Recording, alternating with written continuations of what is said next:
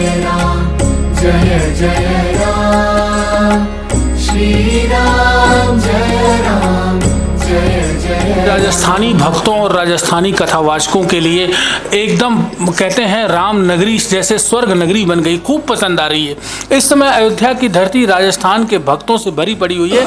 हजारों हजार राजस्थान के भक्त अयोध्या में पधारे हैं जो धार्मिक अनुष्ठानों को करवा रहे हैं। आज हमारे साथ राधा मोहन कुंज में श्री कथावाचक सतीश शास्त्री जी जुड़ रहे हैं जो 7 दिवसीय अयोध्या की धरती पर राम कथा कह रहे हैं। ये मूलतः जयपुर के राजस्थान के रहने वाले हैं और इनके साथ जितने भी भक्त आए हुए हैं सभी राजस्थान के हजारों भक्त आए हुए हैं और ये अपनी राम कथा से भक्तों को राममय दुनिया का एहसास करवा रहे हैं। इस मौके पर हम सतीश शास्त्री जी से जुड़ेंगे और जानेंगे राम कथा के महत्व और महिमा के बारे में। हाँ जी, जय श्री राम। हम लोग जो है राजस्थान से एक ग्रुप लेकर आए हुए हैं और यहाँ राम कथा का आयोजन कर रहे हैं। चूँकि अभी अभी रामलला की प्राण प्रतिष्ठा हुई है तो भक्तों में एक नया उत्साह है दर्शन करने का और उसका माध्यम से उन्होंने सोचा कि गुरुजी हमको ले चलिए, रामलला का दर्शन के साथ साथ राम कथा रूपी गंगा में भी स्नान करने का मौका मिलेगा। तो हाँ, हमारे भक्त लोग यहाँ पर त्रिवेणी में स्नान कर रहे हैं क्योंकि राम कथा को जो है गंगा कहा गया। राम भगति था सुरसरी धारा, सरसई ब्रह्म विचार प्रचारा। तो ये राम कथा क्या है? ये गंगा की धारा है और रामलला के जो दर्शन कर रहे हैं वो भक्ति की धारा है। और इधर सरयू गंगा में भी प्रातःकाल हमारे भक्त स्नान करने जाते हैं। तो सरयू का स्नान और रामलला का दर्शन और राम कथा रूपी गंगा में स्नान, ये सब त्रिवेणी में हमारे भक्त लोग जो है गोता लगा रहे हैं और बहुत भावमयी जो है यहाँ आनंद से राम कथा का साधन चल रहा है। और जैसा कि हमने आपको त्रिवेणी के बारे में बताया तो श्रीमद् गीता, भागवत और रामायण, तुलसीकृत रामायण, ये वर्तमान में तीनों ग्रंथ ऐसे हैं कि वो जीव का पथ प्रदर्शक करने वाले हैं। योग के बारे में भी भगवत गीता में कहा गया है कि योगा कर्मसु कौशलम।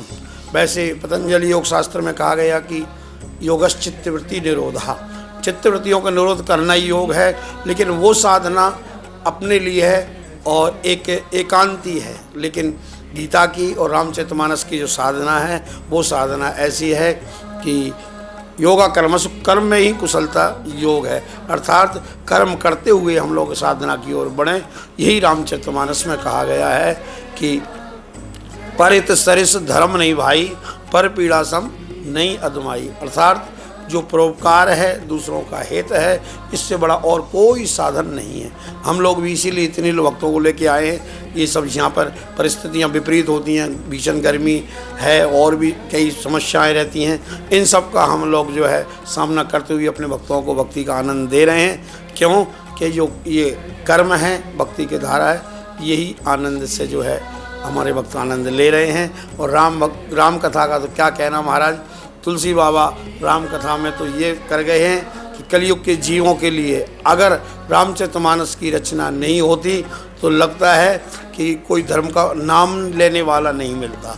क्यों कि एक संत ने उनके बारे में कहा है, वेद मत शोध शोध शोध के पुराण सभी, संत और असंतन को भेद को बताव दो, कपटी कुराही क्रूर कली को कुचाली जीव, कौन राम नामा हूँ कि चर्चा चलाव तो, पाहन ये में कौन प्रेम उपजावतो, जो पे यह रामायण तुलसी न गावतो। तुलसीदास जी महाराज जी ने ये बहुत ही उत्कृष्ट और सरल भाषा में रामचरितमानस भक्तों को सुलभ किया है। तो भक्त यहाँ आनंद ले रहे हैं राम कथा का और इसी माध्यम से हम लोग जो है सभी को साधुवाद देते हैं, धन्यवाद देते हैं। सर्वे भवन्तु सुखिना, सर्वे सन्तु निरामया, सर्वे भद्राणि पश्यन्तु, माँ कश्चित दुख भाग भवेत।